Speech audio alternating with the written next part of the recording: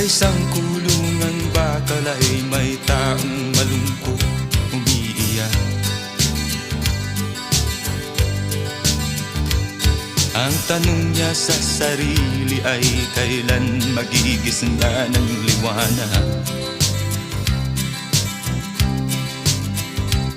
Malayo ang iniisip at nakakuyong yaring mga palad.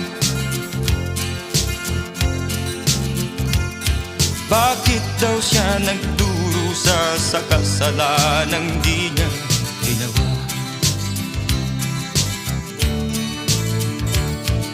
Kahapon lamang ay kapiling niya kanyang asawa at anak.